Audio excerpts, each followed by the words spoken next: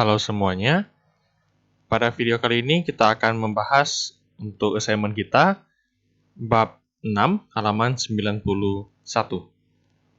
mengenai full costing dan variable costing. Oke, jadi hanya ada satu soal.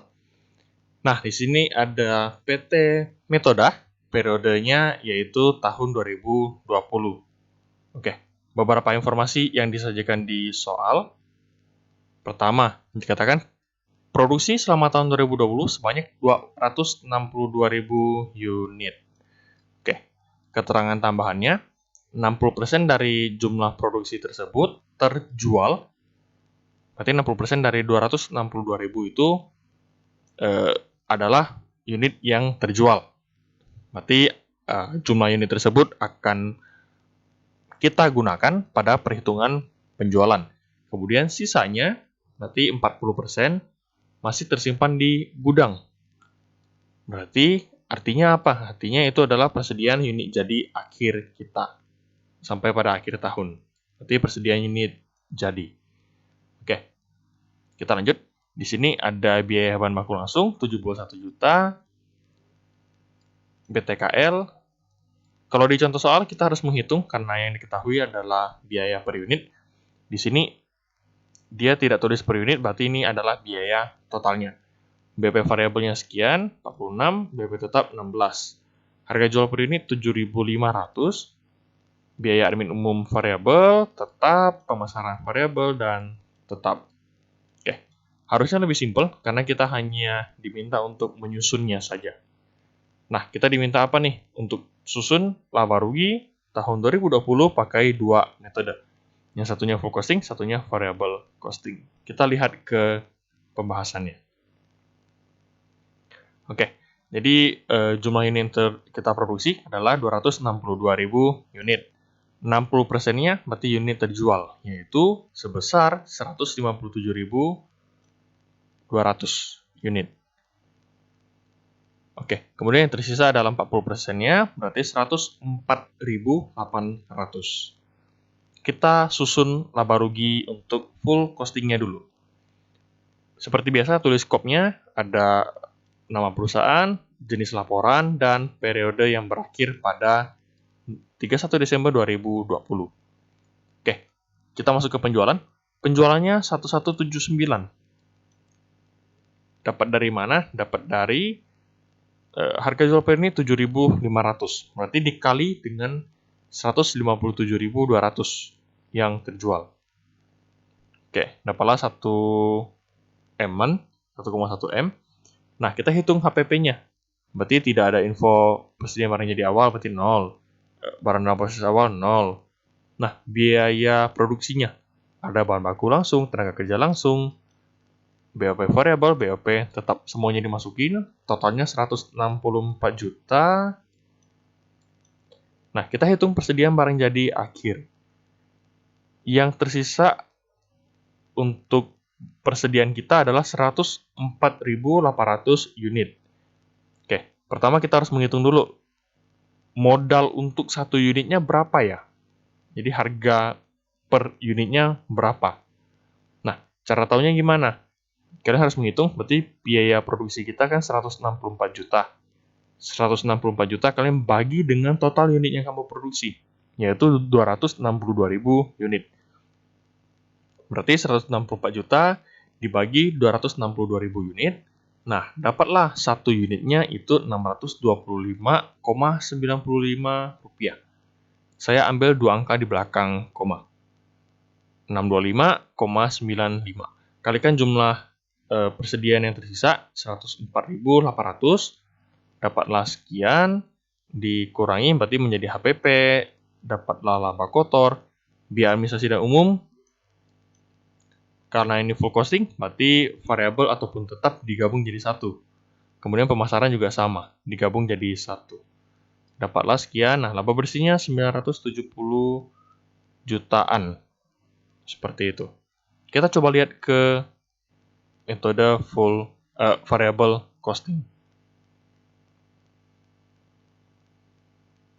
Oke, yang variable costing. Penjualannya juga sama, tidak ada bedanya. HPP bedanya hanya di biaya produksi. Di sini kita masukinnya adalah bahan baku langsung, tenaga kerja langsung, dan BOP variabel. Oke, di total dapatlah harga pokok produksinya 148. Nah, ada persediaan barang jadi akhir. Berarti sama 104.800 unit yang tersisa. Cari dulu harga satuannya. Cara cari harga satuan berarti di sini 148 juta bagi 262.000 unit yang kita produksi. Dapatlah saya ambil dua angka di belakang koma, 564,89. Oke, kalian kalikan, dapatlah HPP-nya, kemudian biaya variabel yang lain. Jadi ingat ya, ini habis penjualan yaitu biaya variabel, baru ke biaya tetap. Susunannya seperti itu. Oke, saya kembali lagi. Berarti untuk biaya variabel lain, ada biaya administrasi dan umum variabel, dimasukkan angkanya. Biaya pemasaran variabel, masukkan juga angkanya. Di total berarti ini biaya variabel, setelah dikurangi dapatlah laba kontribusinya. Laba kontribusi kita dapatkan, kita kurangi dengan biaya tetap. Oke, di sini biaya tetap ada apa aja? Yaitu ada BOP tetap 16 juta, admin umum tetap, dan pemasaran tetap. Kita totalkan, dapatlah laba bersihnya. Oke, kita lihat di sini. Sama, laba bersih untuk variable costing lebih rendah daripada full costing. Kenapa seperti itu? Karena untuk si BOP tetap, kalau di variable costing, BOP tetapnya langsung diakui sebagai biaya sebesar 16 juta. Sedangkan di full costing, yang BOP tetapnya kita masukin ke biaya produksi sebesar 16 juta. Nah, si biaya produksi ini tidak semuanya diakui sebagai HPP, melainkan ada 104.800 unit BOP tetap yang masih tercatat atau tertampung atau bahasa kasar masih nyangkut sebagai persediaan karena belum terjual. Seperti itu. Jadi masih ada selisih BOP yang nyangkut atau tercatat sebagai persediaan, belum masuk ke HPP. Jadi seperti itu. Maka dari itu, kenapa laba rugi full costing terkesan lebih menguntungkan daripada variable costing? Sebenarnya secara uang ya sama aja. Semua biayanya sudah terjadi.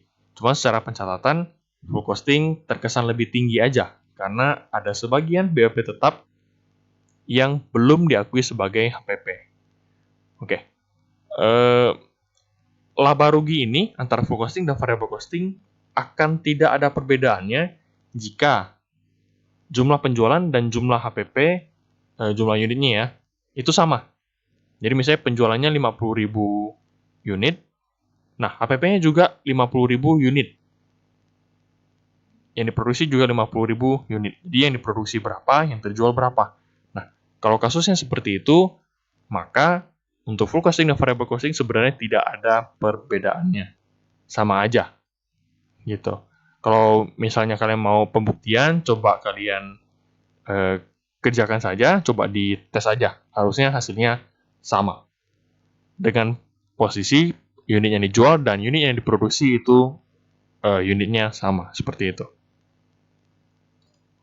Baik, tambahan dari saya sebagai pembuktian bahwa benar yang membedakan antara full costing dan variable costing itu hanya BOP tetap. Oke, kita coba hitung. BOP tetap ada 16 juta. Nah, 16 juta, kemudian kita produksi untuk 262.000 unit. Berarti dibagi dengan 262.000, oke, dikalikan dengan sisa stok akhir kita, yaitu ini di bawah sini 104.800 unit. Berarti kalikan dengan 104.800. Nah, dapatlah 6.400.000. Ini merupakan selisih antara laba si full costing dengan laba si variable costing. Oke, kita coba kurangi ya. Jadi 6.400.000 kita kurangi dengan si laba full costing. 970, 599, 560. Oke, kita lihat berapa laba si variable costing. Nah, ada selisih pembulatan dikit. Jadi menurut variabel costing itu 964.272.472 rupiah. Oke. Jadi hasil kita kurang lebih ini karena ada selisih koma.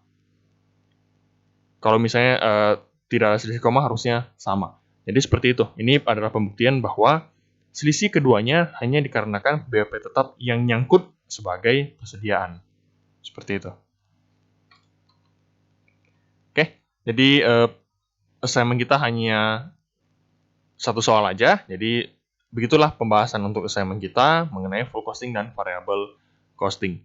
Jika dirasa ada penjelasan maupun ada jawaban yang masih mau kalian tanyakan, masih penjelasannya masih kurang bisa dipahami, seperti biasa silakan ditanyakan ke saya, baik via grup, namun jika terpaksa bolehlah secara personal. Ya, jadi seperti itu pembahasan untuk video kali ini. Semoga apa yang saya sampaikan dapat dipahami dengan baik, dan jika ada jawaban kalian yang salah, silahkan dikoreksi, tidak masalah. Oke, sekian video perkuliahan kita kali ini. Terima kasih.